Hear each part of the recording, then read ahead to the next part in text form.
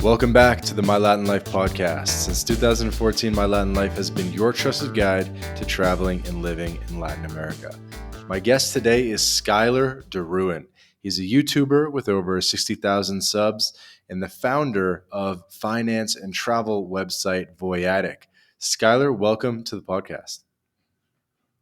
What's up, man? It's good to talk to you. How's everything going?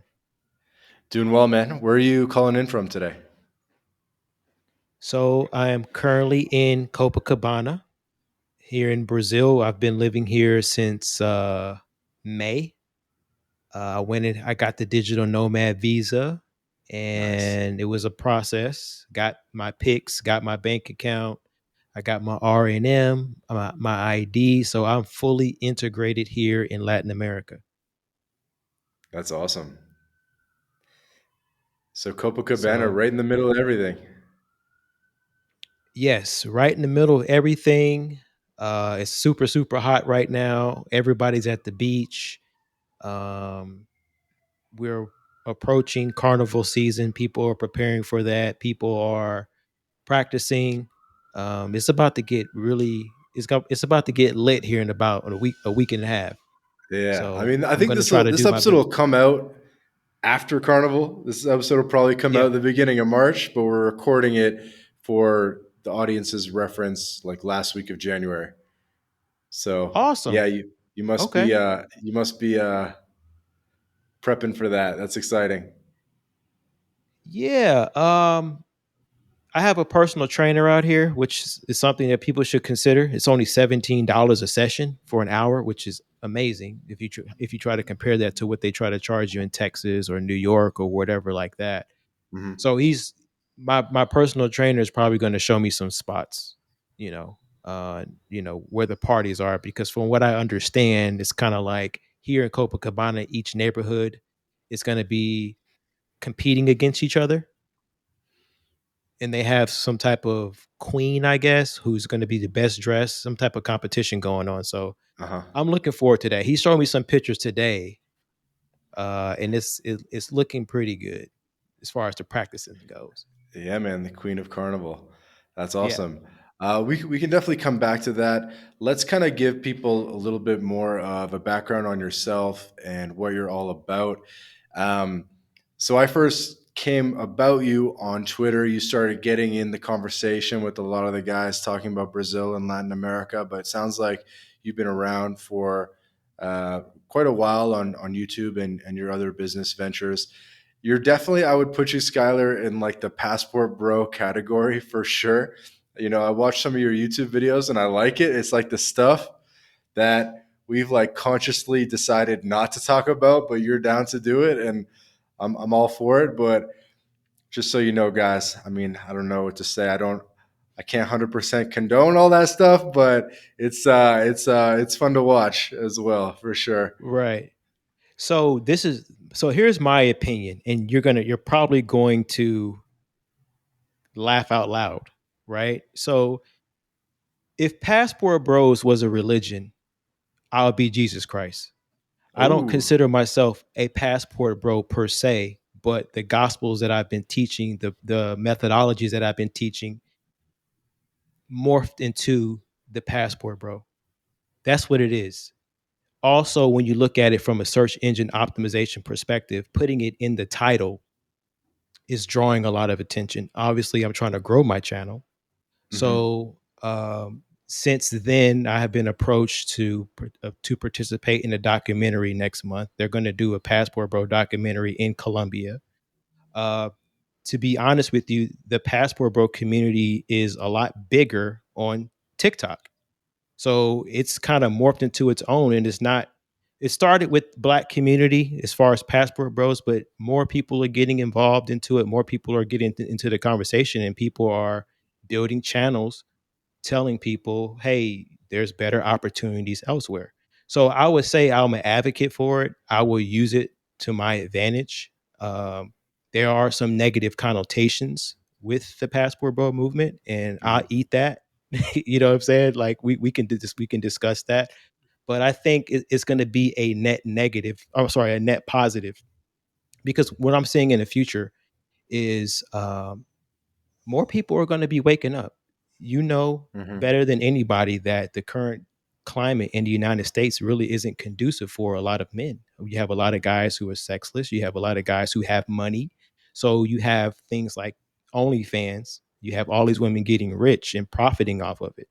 We need to wake these guys up and saying, hey, there are opportunities outside of here. There are job opportunities with remote work. There's things that you can study. There's things you can focus on. I tend to show the back end of it, telling my stories and showing my escapades, but there's a process there, and there's a teachable moment that gets people and perk their Hmm. ears and say, wait a minute, where do I start? And Uh-huh. that's kind of where Voyadic comes in with the financial education and with the travel education. Would you be able to give us like a history of the Passport Bros movement? Do you know it well like that? I do. I do. So, of I course like I that do. sigh. He's ready. Right. So, I started YouTube over 10 years ago. One of the first videos that went viral was a video that I did. It was called "How Do Women in Ukraine Treat Black Men?" Okay, the video got over 1 million views, and then I went to Sweden and did the same thing. That video got 500,000 views. And I did what one year in was Germany. this? This was, I have to look, but it was less than 5 years ago. Okay. So Like I would 2019 say or before, something. yeah, before the pandemic. Okay.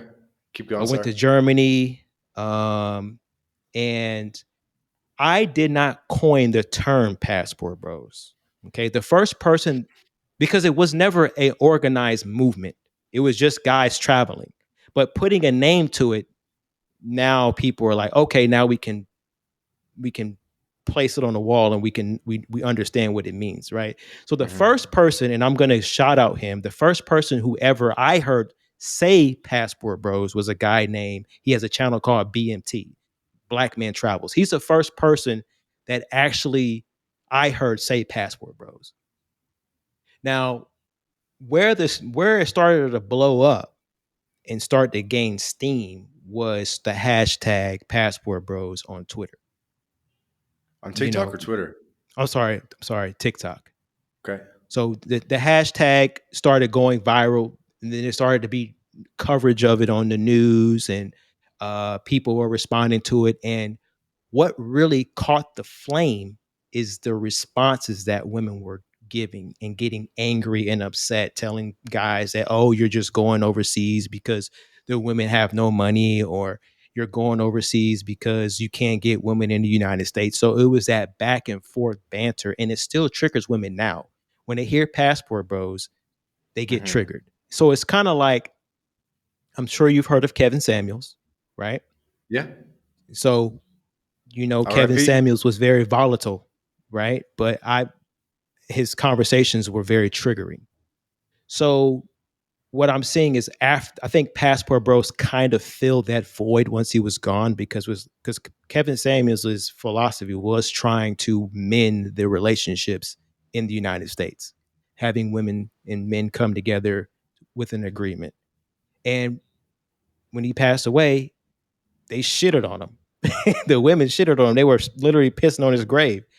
So when you add that into, okay, you know what, this is not going to work. Now we're passport bros. We're going to start going to other places. It really kind of took off from there. Hmm. Is that a good synopsis? Okay. BMT. I gotta look him up. Um, and there's the one dude who's like mostly in Asia and Colombia. He's not black, but he's like he looks kind of Latino and he has a mustache. Who's that guy? I don't know. Is You know he? what I'm talking Are you about? sure he's not black? Is it Zoom to Thailand? No. Maybe. I don't know. Okay, Anyway, because he's light skinned, but he I guess he could pass for Latin. yeah, I forget his name. Anyway, and then who's the guy that went to Brazil like a year ago, year and a half ago, and he had to like escape Brazil because he made some YouTube videos? Okay, so that was Austin Holloman. Austin Holloman, Uh, yeah. okay, so me and Austin Holloman are good. We're good on good terms, right? So Austin Holloman is a young individual, a young guy. He was 22 years old when he uh, when he went to Brazil. So And you're like he 40. 38. You're Yes. 38. Okay. Yes. So he actually exploded on TikTok. He kind of, I would say that he was um a fire starter to get the algorithm moving with Passport Bros on TikTok. And then he transitioned over to YouTube because obviously with YouTube they got AdSense. You can actually uh Make some survive, money. Yeah. make some money off of that. So um I I remember when he first blew up because he emailed me and asked to come on my channel. Say, hey Skylar, here's my TikTok. I'm blowing up. I'm moving over to YouTube. Can I come on your YouTube channel? Let's do an interview. I was like, sure. So he was already on the up and up um on YouTube. And as you can see now, it's still he's almost at 100,000. So He's still going.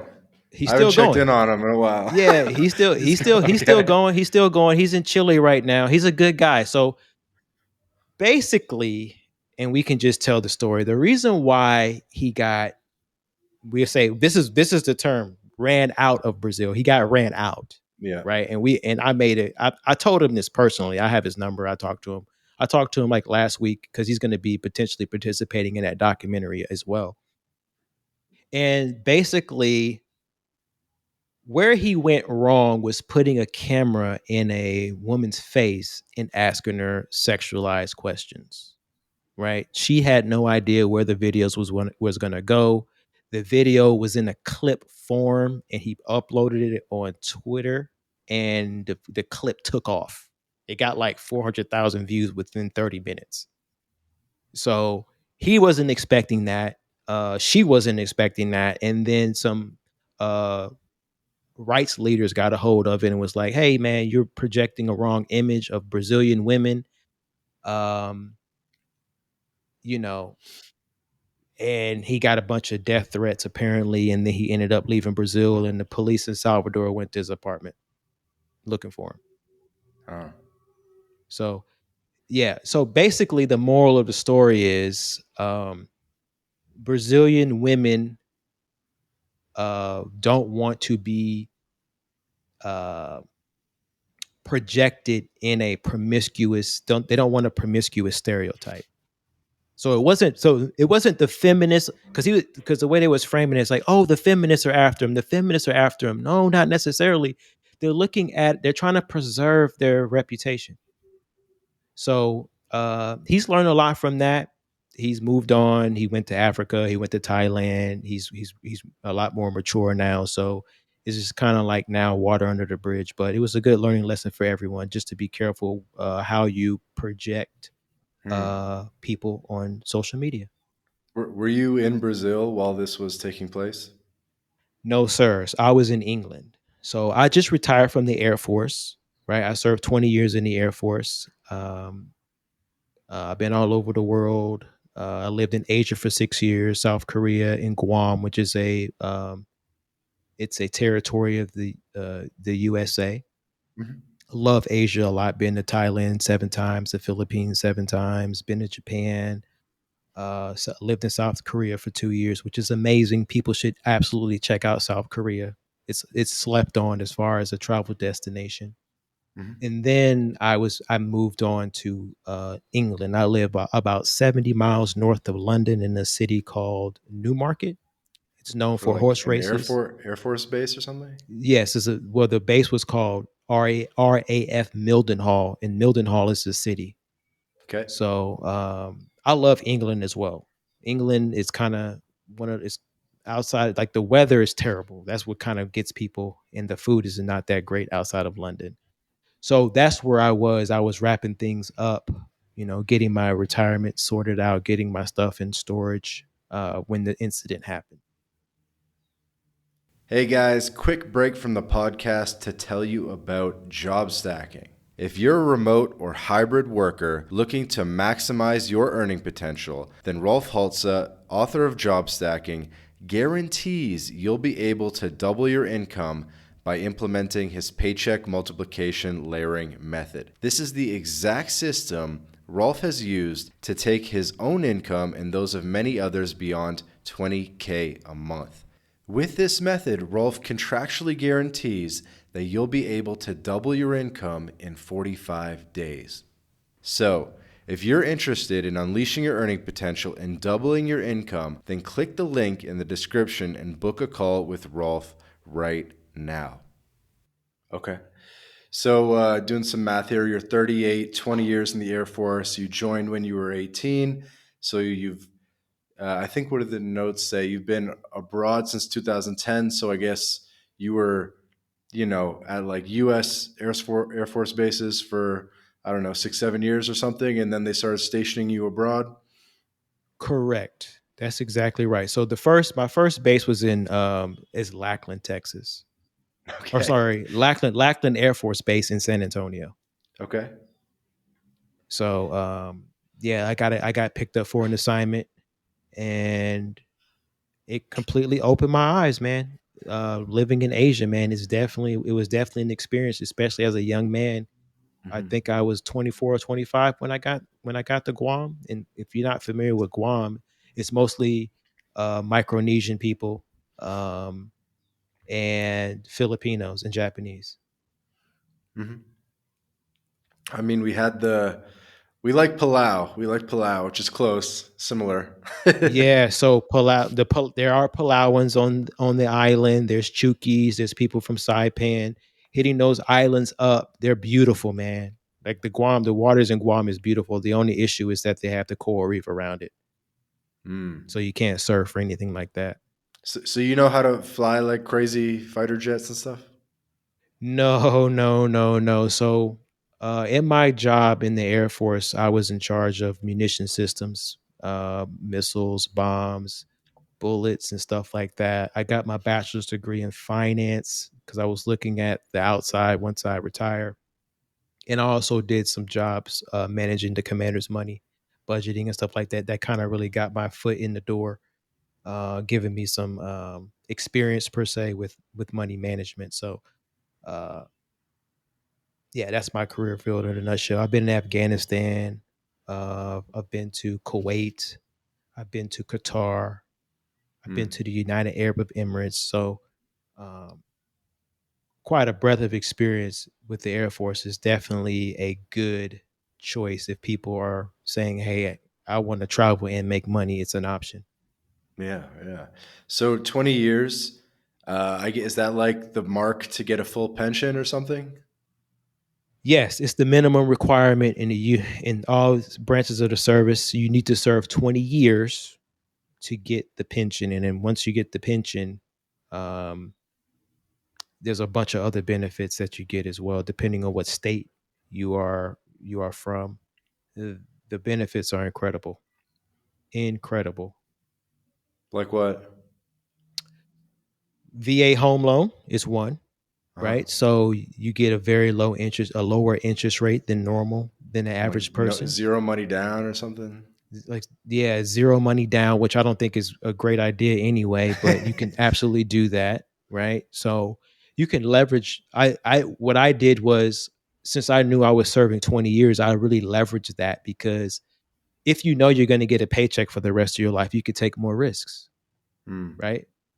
You're not bankruptable. They can't come for your retirement paycheck, you know. Well, actually they could, but if there's another paycheck that a lot of people get, is the VA disability. I'm sure you heard of that. Hmm. Yeah. So between having VA disability and having your retirement check is upwards to 4 or 5 thousand and up per month. That's like coming in like clockwork. So you can pretty much live anywhere just off of that. Yeah, that's So huge. yeah. So let's say, what if you invested your money for 20 years? So I started investing my money in the stock market in 2004, right? S&P 500, NASDAQ 100, small caps, mid caps, mutual funds, doing that for 18, 19 years, and building a business at the same time, right? Writing a book, getting royalties from that, having a YouTube channel, which was successful before I retired. When you add all that up, it's just icing on the cake. Like I don't even really spend my retirement paycheck. Uh, were you ever afraid that with this YouTube video, especially how it's in your own name, I'm not sure if you changed it at some point, but you're making this somewhat risque content and you're still serving in the Air Force. Were you ever afraid that maybe they'd try to like summon you or something like Well, that, so which disciplinary? risque which risque content would you say? Which video? Um, well, I mean, I don't know what it was like, when maybe you're taking more creative license now that you're no longer in the Air Force, but I just opened to like one of the latest ones, which is, it's like where three countries black men should visit to find a girlfriend, and it's not like rated X, but it's like kind of rated R. Like you could see how some Yeah, people could feel a certain way. You know what I mean? right. You're exactly and 100% correct. So I literally waited until I retired before I started making risque content, and I leveraged it. I told people on my YouTube channel, wait until I retire, wait until I retire, wait until I retire. I was very PG when I was active duty. People in my squadron watched my channel, Hmm. so Well, I it mean, was it was if even 4 or 5 years ago you were making Ukraine for black men video, that's like pretty risque, you know? no, it's not, because the title of the video was how do women in Ukraine treat black men. So the question is that black men always ask, are the women in Ukraine racist? Right? So we're highlighting racial aspects. We're highlighting how the general public what is their perception of black people. So it wasn't Hmm. sexualized. Fair enough. Yeah, it's almost like a between the lines thing. You know what I mean? It's not even about like the content of the video, Right. but you never got like pulled up in front of your superior or anything like that. Never. Never. Because like, yeah, no, never. Because yeah, so there were some times you have to understand as well. Um, Now I will tell you this: if I started talking how I'm talking now, when I'm talking about, hey man, I have a sugar baby here in Brazil or whatever the case is. If I started talking it and telling you guys stories about some of the debauchery that has been done, obviously I probably would have got pulled aside. But I would tell you that uh, there's so many moving parts in the military that I realized that unless the video gained traffic on something like TikTok, I realized that people have very short attention spans. So they have better things to do than look at my YouTube channel. Hmm. You see what I'm What's saying? the Yeah, yeah. No, it's cool. I'm just kind of curious because It's I a think a it's a lot of good question because it's something that I thought about as well. So I was more tame in during my active duty career. What's your like biggest video so far, or like, did you have any one moment? You kind of mentioned it, but did you have any one moment that was really like the rocket ship? So with me being in the military, I wasn't able to completely capitalize on those rocket ship videos. I'm going to explain it to you in a second because I had to go back to work. You know what I mean? Like the last video that really took off was a video that I did about a woman in the Brazil that got 900,000 views in a month. But I had to go back to work in 2 weeks. So I wasn't able to kind of build upon that, creating more videos.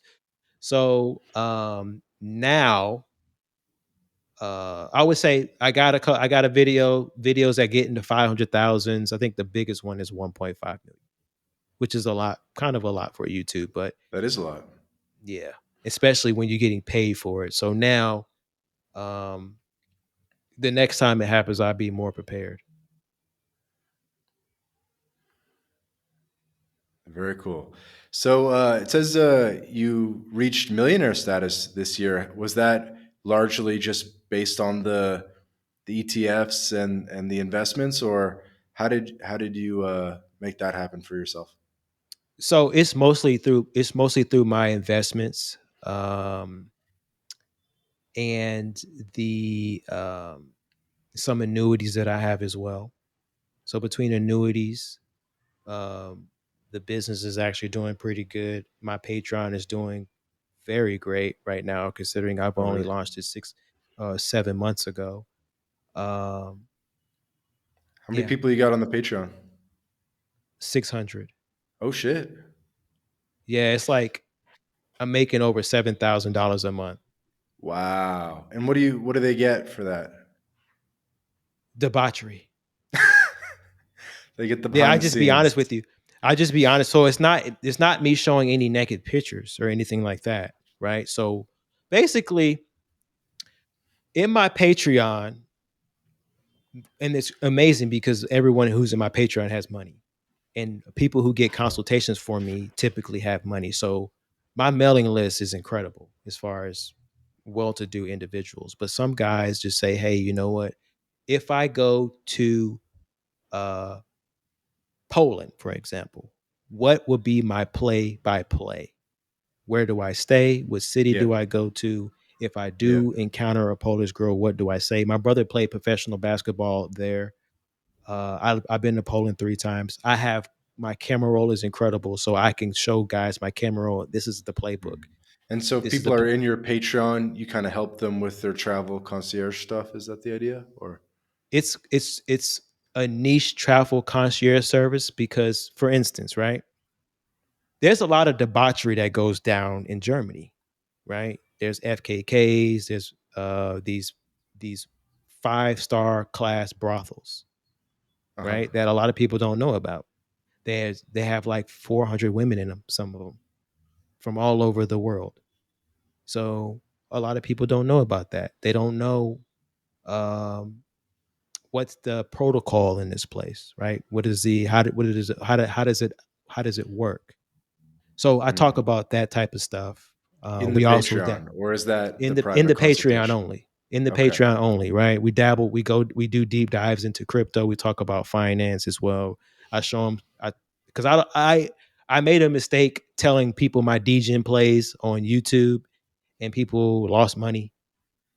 So we keep the DGen plays behind closed doors on Patreon. Um, people the way I'm seeing now, especially with Gen Z, the younger generation of women, even all over across the world, things are becoming more monetized, right? So women are not afraid to tell you that they are looking for a sugar baby arrangement, right? A lot of these women are college students who aren't making a lot of money. They get out of college and they realize they got a worthless degree. So, um, deep diving into the economics of the sugar baby dynamic is a niche that I explore in my Patreon as well. How to negotiate as well, the art of negotiation. Um, I have a college class on my Patreon. It's called Horror Econ, just like economics. What's that? Horror Econ. So basically, it's Oh, dude, understanding I might have to cut how. this shit. Dude, you asked for it. Oh man, I might have to cut this. I can't condone this. I'm not gonna cut it, but we just can't go too deep on it. Okay. Well, I can stop. Well, what do you think it is about the United States where guys are feeling disenfranchised? What do you think it is about this passport bro movement that makes sense for a lot of people and has, drawn a lot of collective attention? It's all about money. That's the bottom line, right? So cost of living has increased. Um, Social media has driven expectations high. Um, Back when I was a kid, I didn't really know what Fendi was and Gucci was and Prada was, right? We were happy eating at Applebee's and Chili's. You're Canadian, right? Are you are you American? I'm familiar with these chains. Okay. Yes. Right. So all of those places that people used to frequent was acceptable in the dating market. You could take a girl to Red Lobster and everything was fine, right? But with the advent of social media and people competing for attention online, it has raised the stakes in the dating market, right? So going to these regular restaurants isn't good enough. You're going to need to take them to a fancy restaurant, STK, salt based restaurant. They want to get the pictures out. We were sitting at a restaurant here on the beach here in Ipanema, and it was a group of girls, and they literally spent 25 minutes taking pictures of their food, right? So you can't take pictures of your food in Red Lobster anymore. With that, women have become, they got their own jobs as well. They got their own money. But here's the problem: the money that they make at their job is not enough to support their lifestyle. So there's a gap. And that's putting a lot of pressure on men to compete and say, hey, uh, if you want my number, if you want my attention, you have to do X, Y, and Z. You have to be making X amount of money per year, 100,000 plus 200,000. You have girls saying 300,000, and these are women who are not even very attractive. So the dating market is all about money. And once people understand that, then you can say, okay, well, where do I get the best value for my money? Is it going to be in the United States? No. We look at the way the laws are written in the United States, they're not pro male. Okay. Um, Hey guys, quick break from the episode to tell you about BitRefill. BitRefill allows you to shop online and in person without banks, converting your crypto directly into merchant balance. We're talking gift cards to Nike, Amazon, Apple, Airbnb, Hotels.com, and many more, all paid for with crypto. BitRefill offers more than 10,000 gift card options in 180 countries all across Latin America, including Brazil, Colombia, Mexico, Argentina, El Salvador, and many more. You can also apply the code MyLatinLife at checkout to get 10% back on your first purchase. Go to bitrefill.com for more information. you can get into a marriage today. Your wife can cheat on you and she can take half of your money. There's no fault divorce. So what is the upside as a man getting married today? None. There's very little upsides, and there's a lot of downside. So men are recognizing that. Men are seeing that. All the men from all communities have sat down at the table and said, okay, something's not right. We can't change the laws overnight, but we can vote with our money. We can vote with it. So what we're going to do is we're going to look for other options. We're going to look for other opportunities. Now, I will tell you that there are some, there's, with the passport bro movement, right? There is, people are dick policing. Oh, you're only traveling for this, or you're only traveling for that. You, as a man, you don't have to answer to anybody on why you travel. And that's kind of where we are today. Some men are traveling for wives. I was in the Air Force 20 years. You know how many uh, marriage certificates came across my desk of guys marrying women in South Korea, marrying women in English women. Like, the military is kind of where a lot of this started as far as like actually finding wives overseas. Oh, So really? now the civilian Yeah, it makes population is, sense. yeah. Makes sense. It was like in World War II, the American dudes were in France and they like bring back the French wife. Yeah. Exactly. So now we're starting to see it in the civilian sector, right? So a lot of these Mm. things and a lot of these concepts are new, or not new to Air Force members or Navy members, but the concepts is still new. A lot of guys, when they go to Thailand, for instance, they're blown away simply because the women are polite. You know what I'm saying? The women aren't vindictive. They're That's a good feminine. word. They're, Vindictive. it's not a tit for tat.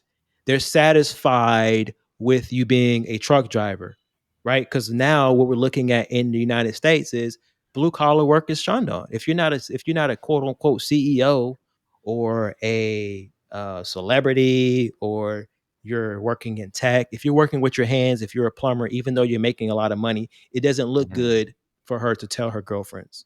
So that's Hmm. kind of, it's everything is getting hyper aesthetic in the United States, and it's going to break eventually.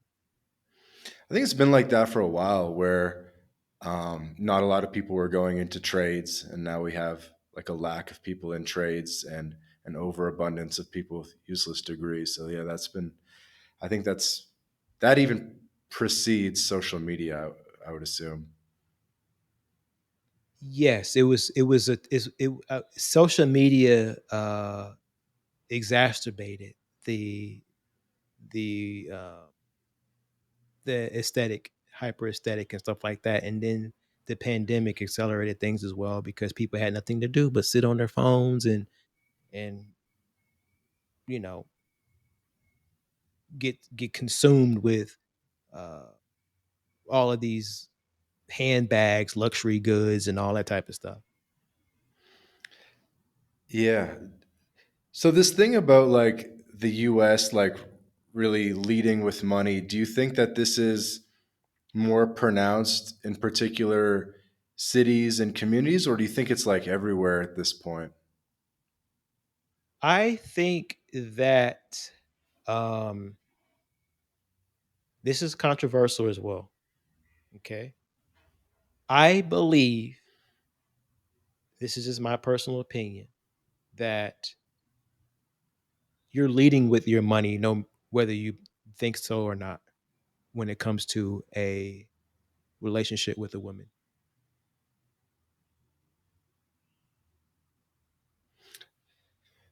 Because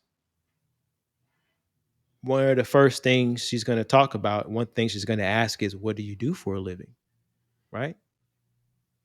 So, what you do for a living, she can rack and stack and say in her head and get a rough idea of how much money you make. Hmm. See, but But I've always been taught that when studying game that you should never lead with money, even if you have money, even if you don't have money, never lead with money, and to just like lead on vibe and stuff like that, and even go like 3 4 5 dates with them not even knowing what you do. Like you could date a girl for months and have her not know what you do. You just kind of say, oh yeah, I'm in technology or something. Or well, this is where you missed it a lot of the times as well, right? This is the point that you missed. She's going to look at your social media. She's going to do research on you. She's going to see the type of lifestyle that you're living. So unless you're like a a hermit and you're not showing off your lifestyle of that is conducive to your income, it's going to show. So even you're inadvertent by her looking at your Instagram, she can tell, get a rough idea how much money you make. and so what do you recommend to guys then to build an Instagram that like shows a lifestyle, or to not even play the game? I think you kind of have to have Not something. necessarily. I mean, if what my suggestion would be is, um, in today's dating market, this is globally, okay? She's gonna want to see your Instagram, just like I am gonna want to see her Instagram. It works both ways. It's a two-way street. So if she's on her Instagram and all she's doing is shaking her ass, or she's making provocative pictures and she's trying to thirst trap guys, I got a perception of her. Hmm. Consequently, on the opposite side, your Instagram profile should be kind of conducive to the lifestyle that you want to live. So Uh-huh. it goes both ways. You don't want a thought, and she don't want somebody that's broke. So let me ask you this. This is probably the fun part, or where your expertise comes into play. How is this different in Latin America? How is this different overseas? I mean, it's a little bit situational. I know Brazil is like the number one Instagram hours per week country in the world or something. So that's probably a bit of a unique animal. But overall, how are things different outside the United States, you think, when it comes to how social media plays into the dating market? That's a great question. So once you leave the United States, I believe the thirst for a luxury lifestyle diminishes significantly. And you can see it by by the type of pictures the women's posting. For instance, in the United States, women go out of their way to show you their handbag in the video, right? So she's showing you a picture of her food, but she's going to make sure that Gucci uh, handbag is perfectly placed so you can see it on the table, Hmm. right? She's in the Mercedes. She's going to make sure that she's taking a picture of the The I logo. don't know what it's called, but when you open the door, it says Mercedes on the on the little, Yeah, um, yeah, I got you know you. what I mean? So they're going to go out of their way to kind of show that luxury, and it's the same way in the UK as well.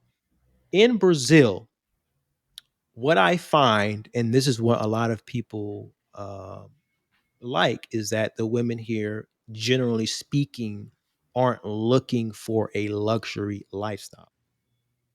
Okay, a lot of the things that I'm seeing posted on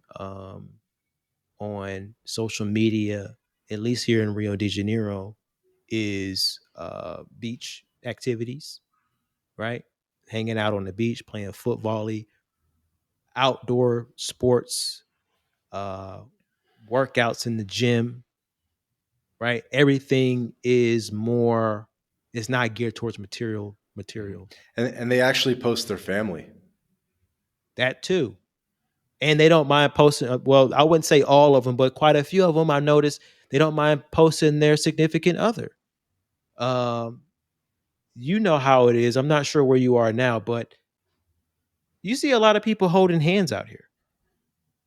You know what I mean? Like seeing people hold hands in the United States is almost like an anomaly, man. I went shopping with my mom multiple times when I went home earlier last year, and I didn't see anybody hold hands. It's almost common out here. So the PDA is in full effect here. I would say things are a little bit more organic here in Brazil. Like people are fearing, oh my God, feminism is going to take over Brazil. I don't know about that. Hmm. What do you think? Yeah, like I said, I think it's been more wholesome, more family oriented, for sure. Yep. Where are you at now? I'm in Mexico at the moment. Really? The Yeah, capital? no, smaller city, Okay. Off the radar. They're smart. off the radar. So It's where the just for the record, right? The the people in the circle on Twitter are some of the most intelligent people. Like the in your circle, like the guys that we're retweeting, the guys that you're talking to, I find you guys to be the pros as far as traveling goes, right? Um, and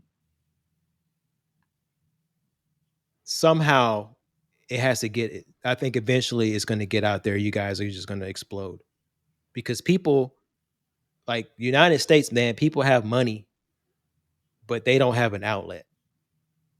As far as like,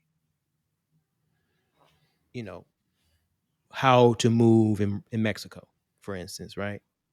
Um, they don't know what steps to take. So you guys are doing a good service. I just want to say that. What do you think is keeping our niche of LatAm enthusiasts from going so mainstream the way that the Passport Bros has? Because it's almost like we've been talking about a lot of these things for since before the Passport Bros, but it didn't go as mainstream because we were either like too subtle about it and not in your face enough, or maybe we were just using the wrong mediums and we weren't, clipping it up into TikToks enough, or you know what I mean? So it seems like I so your I thing has know gone more I know mainstream. the answer. I know the answer. Okay, and the answer is you guys wasn't controversial enough. You know what I mean. You guys were doing the right thing, giving real information. You guys wasn't controversial. I get on my live streams and my YouTube channel, and I'm talking ish about women in the United States.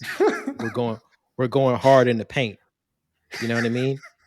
So that's the difference. Like I don't mind. I got to smoke. So controversy sells in every form of media, and Password Bros is extremely controversial. You know what I mean? So it's kind of like, and also, I guarantee you, if you get on a live stream and you start like like for instance, I'm sure you heard of the Whatever podcast, right? Yeah. Yeah, so their clips go viral because it's controversial, right? There's nothing controversial about, you guys talking about how much the cost of a T-bone steak is in Argentina. You know what I mean? It's good information. But it ain't gonna go viral. It ain't gonna get people angry. It's not gonna get that engagement like Hmm. complaining about black women in the United States. You're definitely right. Can we do it without the negativity though? I think it's worth a shot. I hope you can. I would love to see it. But negativity is a lot of the reasons why people get on social media is to see the drama, to see the smoke. You saw Cat Williams, right? Remember, you heard it. I don't know if you're familiar with Cat Williams and Shannon Sharp. The podcast that he did, it went viral. It got 50 million views in a week because he was giving the smoke to all of the comedians. This episode of the My Latin Life podcast is brought to you in part by Job Stacking. Introducing Rolf Haltza's Paycheck Multiplication Layering Method, a revolutionary approach that redefines the traditional career path. This is Rolf's new Done With You program where he'll work with you to implement job stacking for yourself. With this method, Rolf contractually guarantees that you'll be able to double your income in 45 days. So, are you ready to step out of the shadows of job insecurity and step into a world of career abundance? Then just click the link in the description of this episode, book a call with Rolf, and start walking the path of unleashing your earning potential with job stacking. Uh-huh. I saw one thing where he was talking about Kevin Hart, but yeah, I didn't Yeah, so really. yeah, exactly. So it's like it's it was it was pure smoke. And that's what people want to see. So I am, and honestly, to tell you the truth, is I'm a businessman at the end of the day, right? I'm looking at the algorithm. So if I'm gonna talk and tell my stories about the debauchery and it gets a bunch of views, and then I can funnel people over to my Patreon, I'm gonna do it because that's what the people want to see. And I'm gonna say, hey, in there, I'm gonna talk about um, my travel guides that I have as well. I'm going to talk about the consultations that I receive. And then what happens is that the conversations that we have on the phone are about, hey, Skylar, I remember you saying that you own Bitcoin. Let's talk about that. So now it opens the door. The debauchery, for at least for me and my channel, it opens the door for believe it or not, advertisers, right? There's a company that is trying to get me to promote their cybersecurity course. They have a pipeline getting a guy from not knowing anything about cybersecurity to working in cybersecurity. So Mm. it's working. So it's just kind of like it's cringy. That's what people used to say about my YouTube channel in the military was that my content was cringy. But I'm analytics based. I'm data driven, Yeah. and if we're going to try to do our balancing act on it, we're not going You to know, go too everything's crazy. cringy. I feel everything's cringy until you hit 10,000 subs, and then you're a superstar. And then it's like, Yes. oh, I knew you were gonna be blow up all along. It's like, bro, you're telling me I was cringy, but now Yeah. that I have the Exact. validation, Exactly. It's I get recognized at least once a week here in Rio de Janeiro. really, People come up to me. I had an like old man American come up to black me. guys or Brazilians. I've been recognized by one Brazilian guy. I've been recognized by a couple of white guys and black guys. So it's been the gambit here in Rio de Janeiro. Um, I, I would tell you what kind of makes me feel good is when I'm on a date and somebody comes up to me Yeah, definitely the and it's social like, proof there. yeah, and she's like, what's going on with that? So I was talking to a girl. This happened twice here in Rio de Janeiro. I was talking to a girl, and all of these people just came up to me asking to take pictures with me, and she's like, "Who the hell are you?" You know what I mean? So that makes it worth it. Yeah. Yeah. If you're on a date, pro tip, just like pay somebody to come up and be like, Yeah. yo. Yeah. That's how you win the date. Yeah. So I would tell you what was crazy. So I was literally, check this out. What are the odds of this? I was I had a girl with me. We went to LeBlanc shopping mall, right? So Mhm. we went to LeBlanc shopping. Basically, I was going to film our interactions in the mall, having her try on some dresses and stuff like that, but she didn't find anything that she liked. I saw this guy walking in the mall and he had like a baby pit bull, right? So I walked up to him with my camera and he's like, "You can't take pictures of my pit bull." He's like, "No, I'm just joking. Hey man, I'm actually a fan of your channel. I'm just fucking with you." Like that was crazy. Like I had no idea. I thought he was a Brazilian guy, but he would turn out to be an American, a white guy. Hmm. And he was walking his dog with his muscle shirt in the mall, and he had a beautiful woman with him too. So he was like, kind of have that aha moment. I see you, you see me type deal. So it's pretty crazy, man. That is crazy. You do definitely have that Brazilian look where, like, you could easily pass for Brazilian until you open your mouth. Yes, a lot of Brazilians approach me and speak Portuguese. My Portuguese is terrible, and that's probably um, something that I should be concentrating on more. But trying to scale my business and come up with these YouTube videos and managing all the people that I have, building a marketing funnel, Hmm. like it has been, it sucked a lot of my free time. And then Is I'm the actually, ultimate funnel Patreon or Voyatic? so the marketing funnel is through Voyatic. So I have 5 travel guides that I sell for $100 each, or you can buy all 5 of them for $300. Uh, they talk about the best travel card you should have, the best credit card you should have, the best luggage you should have, why you should get an American Express Platinum card. Here are the benefits, Hmm. tipping etiquette, local customs and courtesies, how to use the ATM machine, hitting the decline button. A lot of people don't know that, right? You talk Yep. about it on yours. It's crazy out here with the Do you fees. feel like people don't want to pay for that basic information though, or they do? I've already had people pay for it. People pay me just to talk to me. So I charge $175 an hour Hmm. and people pay that. So extra couple $100 people How will many of pay. those paid calls are you getting per week? I would say 2 to 3. I would tell you that it is based on how many videos that I do. So if I really took a break and stopped doing videos and my channel slowed down, my calls would slow down.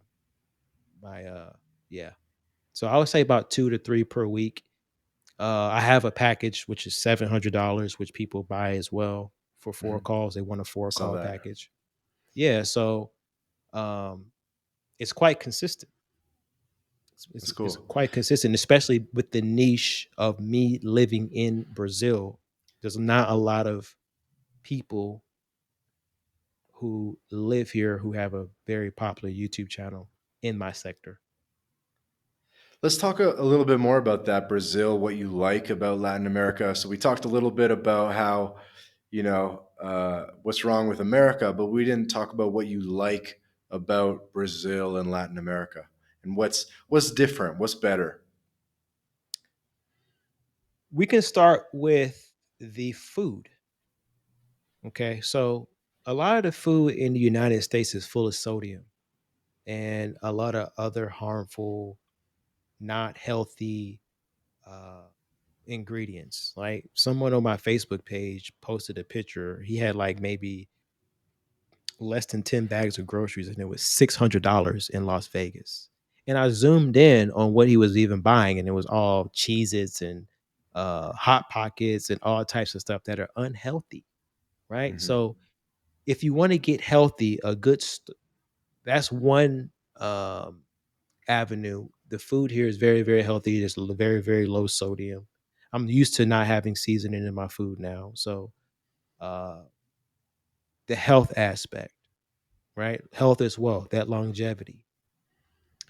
The second thing that I like about Rio de Janeiro specifically, and this is even with Brazilians that tell me this too. A Brazilian guy that I spoke to 2 days ago, he worked on he was a chef on one of those cruise ships, the big cruise ships. He was a chef on there, and he docked Mhm. in Texas, and he got some food, and it was extremely unhealthy. And he's like, "What the hell are you guys eating out here?"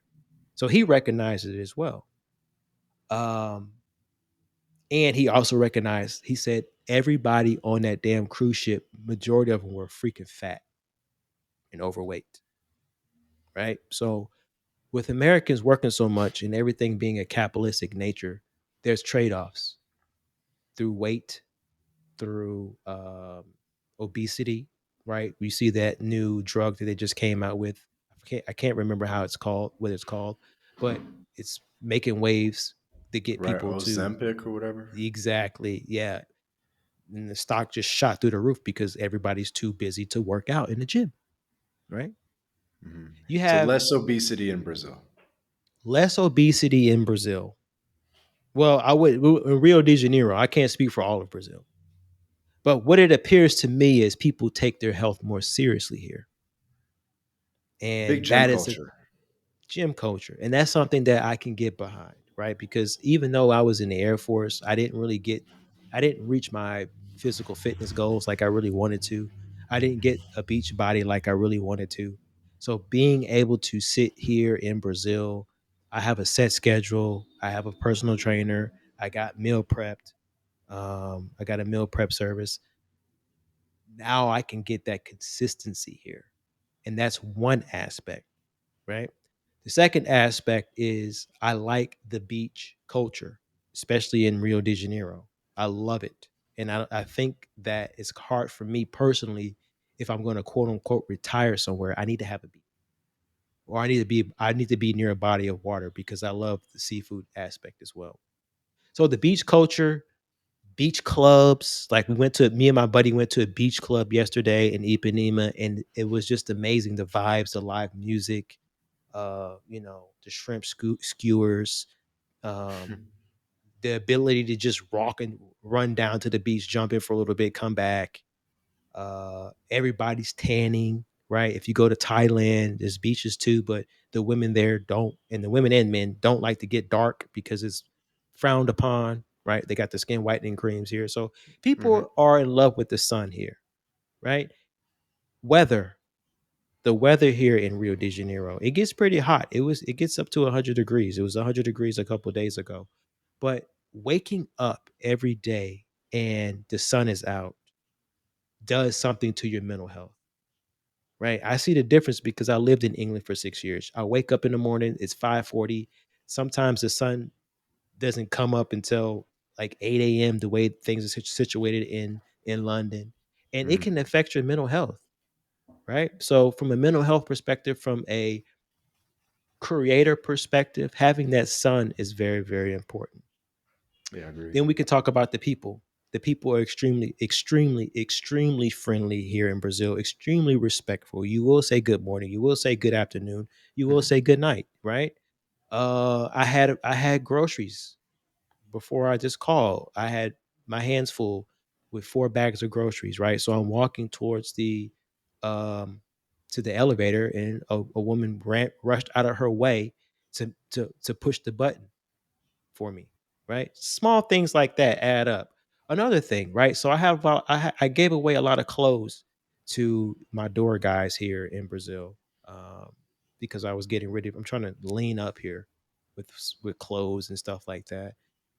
They were very grateful for it, of course, and I didn't ask for anything in return, but they looking out for me because there was a guy who ordered food online, and they delivered it twice for some reason, right? So the delivery guys, he called me up. He said, "Hey man, I got something for you." So I had they gave me some free groceries, So it's like, "Hey, I helped you out with the food." They thought it would be nice to give me some groceries in return. I thought that was pretty nice. I wasn't asking for anything, but it's just small things like that. They want to take my door guys want to take me hiking as well. Um, and then, of course, last but not least, we can't not talk about how beautiful the women are in Brazil. I'll stand toes down, 10 toes down, and argue to say that Brazil probably has the most attractive women in the world. Rio de Janeiro, specifically, Copacabana, Ipanema, Baja, that area, Leblon, have the most beautiful women in the world, the most diversity as well. My favorite is the redhead Latinas by far. I got me one right now who just she's in Sao Paulo right now, but she's coming back on Wednesday. I got a weakness for the redhead Brazilian. This episode of the My Latin Life podcast is brought to you in part by Bit Refill. Bit Refill is the best way to spend your crypto in Latin America. Purchase gift cards or mobile refills from more than 3,500 brands in 186 countries instantly, safely, and privately.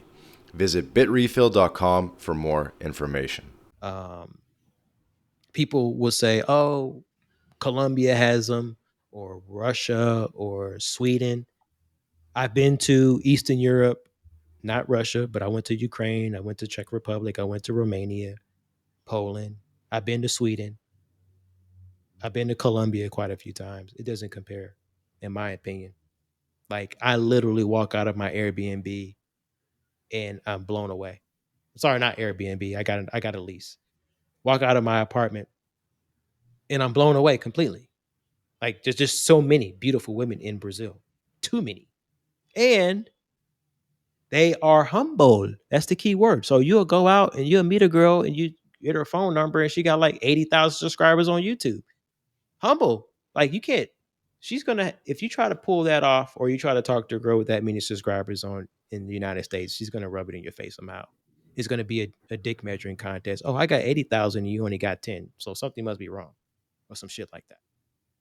So the humbleness, Brazilian people have pride as well, which is something that I can respect. They have pride for their country. They have pride for their football team. They have Brazilian pride. A lot of Brazilians, believe it or not, from what I'm seeing, is they have no interest in living in the United States, right? The biggest talking point with women in the United States is, oh, the Brazilian women are just using you for a green card, or they just want to marry you and try to get overseas or get to the United States. And that is so far from the truth. Most people that I'm talking to here would like to earn US dollars so they can buy property in Brazil. They want to be here with their family. They're extremely family oriented, like you said earlier. They don't want to leave their family for a gringo and to live in Miami somewhere. That's not the play. Sorry, that was long winded. No, that was great. That was really well done. Yeah.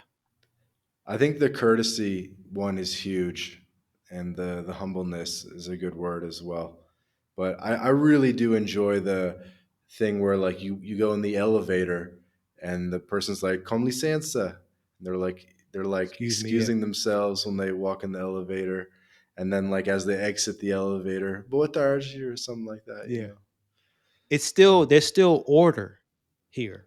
Mm-hmm. Order.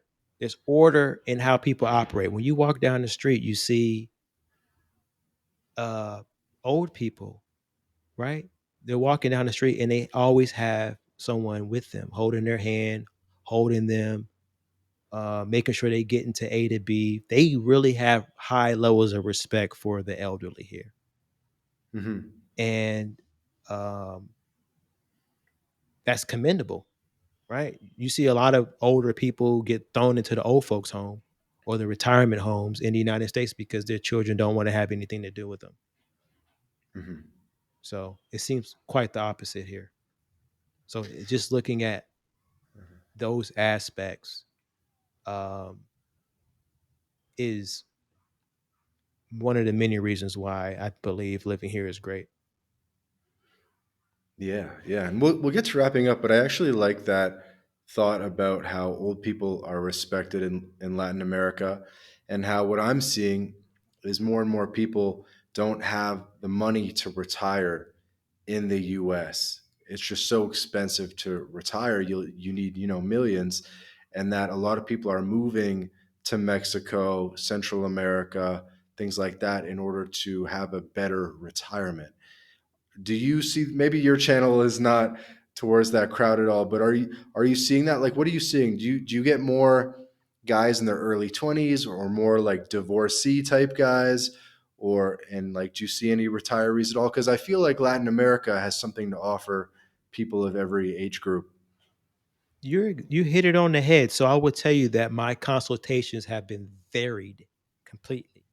Right? I get older guys, I get divorcees, I get guys with a lot of money, millionaires. I get guys who are way far off the path and they've realized they made some mistakes financially and they got to get back on track.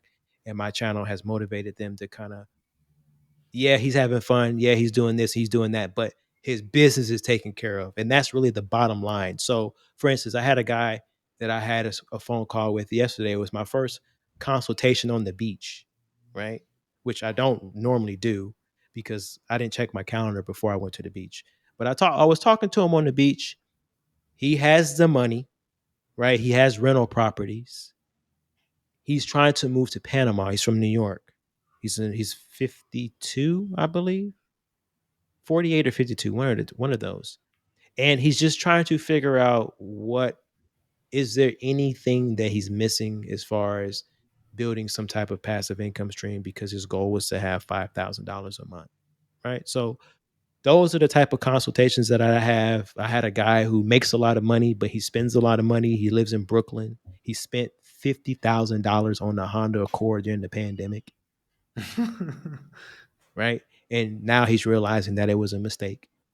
So how can he unwind that? Because now he wants to slim down and build wealth. I went through the whole budgeting aspect with him. Hey, this is how you need to be budgeting your money. This is the type of app you need to be using. I highly recommend Copilot, by the way, which is a relatively new app for budgeting for Americans. It's mostly for U.S. banks. Hmm. Just teaching him how to navigate that app.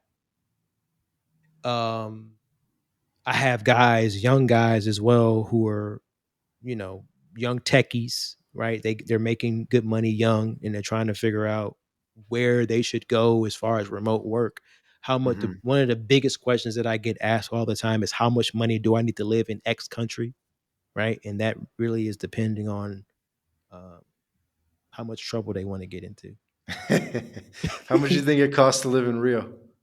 So I did a video on this and I believe, me personally, if you want to have a nice apartment and you want to live near the beach, which most people do, uh, you're gonna need like $4,000 a month, in my opinion, Hmm. or less, because you could cook your own food. But if you're gonna be eating out, it's very expensive. It's gonna add up here at Copacabana, especially, and then that extra 1,000 or so is gonna be for your entertainment budget, depending on if you're gonna be Hmm. traveling a lot, going out to eat with a girl, or doing whatever the case is. All of that stuff costs money, so you kind of need some discretionary spending too. So that's spending what, 2,000 on the apartment? Yeah, so my rent right now is $1,800 a month, but it's modernized and it's right by the beach, and they're trying to raise the rent on the next go round. So I'm trying to figure out they're going to raise it $300 in April. Um, so I may consider getting another apartment altogether, a bigger one, because it's only two bedrooms here. Well, that's just enough for me, but I'm still debating that what I want to do. But it's not cheap. If you're going to get a nice apartment in Copacabana, in Ipanema, it's going to cost you, and that's kind of what keeps a lot of guys away from Rio de Janeiro, because I'm talking to guys and they're like, "Hey, Scholar, is there any type of way? I got a question today. Hey, is it possible to rent an apartment in Ipanema for $1,500 a month?" And I'm like, "No, that's highly unlikely. I think if your Portuguese is good, it's probably doable. But Not from what I'm seeing. It's hmm. gonna be tiny Hmm. because because." there's so many people who want to live here, and I don't think there's a lot of real estate on the market. There's not Yeah. a lot of supply because Maybe cheaper in Baja or something. it absolutely will be, Tijuca. but not Ipanema and And LeBlanc. I think Tijuca could be cool actually because the beach is a little cleaner. It's probably a little safer. Um, could be the play depending on what people's goals are. It is a play. I go there quite a bit. It absolutely is a play. If you can, for me personally, I don't want a vehicle, right? So if you Or can find a place in Baja where uh, where I can walk everywhere I need to go, like there's a Smart Fit, there's a grocery uh, store, there is a near Postal One, there is a little area that has everything. yeah, don't scare them off. I mean, you go to Niederoy across the bridge, be on the beach, and probably spend $500 a month rent. Well, we're talking about where most men want to live. Yeah, One of my Patreon subscribers lives in Niterói, and you know what? And guess why he moved there? there's no competition. No, his girlfriend It's from there. like is from there, and he wanted to be closer to her, Uh huh. so he lives in Niterói. And you know, he's like, I guess he was feeling bad having her cross the bridge all the time to come see him. Yeah, seriously. So they've been dating for it has to be at least a year. Things are kind of getting serious, and he speaks Portuguese as well. So he learned it quick, unlike I did. He picked it up quick, and he met her off of Tinder. He met her family. He goes to the football games with her family and stuff like that. So he's pretty much in there, right? Well, yeah. Um. So yeah, he's in Niederoy, but he tells me it's boring as heck. You been to a game yet? Football game? No, I have not. Not yet. Not Oh yet. man. No, but I have every intention of going. I'll ask you one question for anyone that made it this far as we're wrapping up. But did you have to adjust your game in any way to the Brazil style of game? You know, some people say that it's more caveman style of game in terms of attracting women, where it's like more direct. And especially where you are on the beach, you know, you probably have to come with a lot of energy um, and a lot of friendliness to do well kind of on that beach boardwalk. How have you adjusted your game?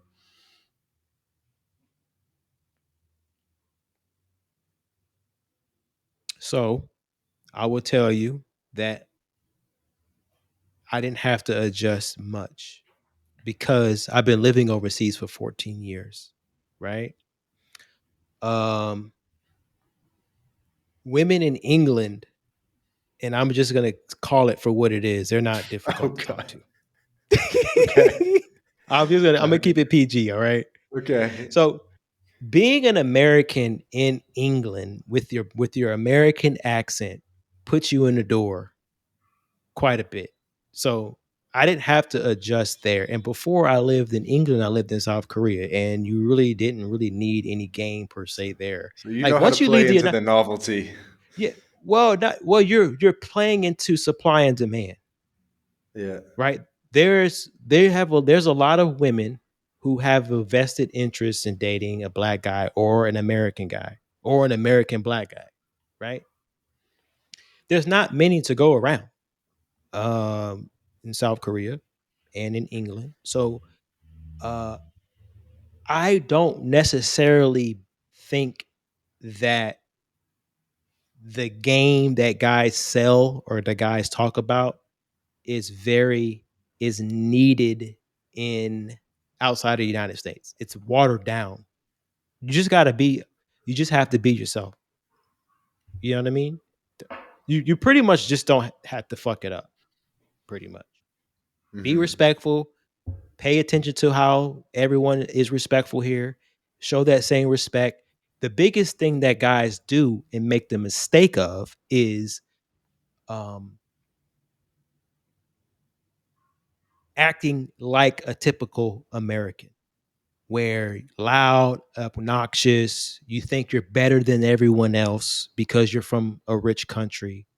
That will put off a Brazilian woman quick. Hmm. So The negs don't too. They won't like the negs. Exactly. So it's like, just be humble, just like they are. Be respectful, be honest what your intentions are, and you'll be surprised how far it can take you. And of course, if you can speak Portuguese, even better. But just don't bring the American I'm better than everybody else with you in any country, because you're gonna get shut down. Good tips. Good tips for the audience. Skylar, do you want to take this moment to kind of share any final message that you have with the audience, where they can find you, all that good stuff? So yeah, I really appreciate this, man. I really appreciate this being on this podcast. My goal is to try to make this your most watched podcast, because I'm going to promote it Let's do it. whenever it gets released. Um, I'm going to put it on all of my channels. But you can find me, Skylar DeRouen, on YouTube. Skylar Brazil. You just search it in there, you'll find me. I'm on Twitter as well, Skylar J. DeRuin. I'm on Instagram, Skylar J. DeRuin, the same thing. So, uh, former Air Force vet. I try to keep it real. And you know what's funny too? Let me tell you this. So, a lot of people haven't been coming for me as well. Like, I haven't got as much heat as people would think, because I tell the truth. You know what I'm saying? And the truth will set you free. Mm. So, that's my motto. I try to mix the debauchery in with money and finance to get people in. It's a hook, but it works, you know. Uh, so if you're interested in that type of stuff, if you want to hear it, if you want to hear a perspective, a controversial, slightly controversial perspective of men traveling, you can check out my channel. This has been another episode of the My Latin Life podcast. Again, my guest today, Skylar DeRouen. Thank you to Skylar for joining us, and to the audience for listening.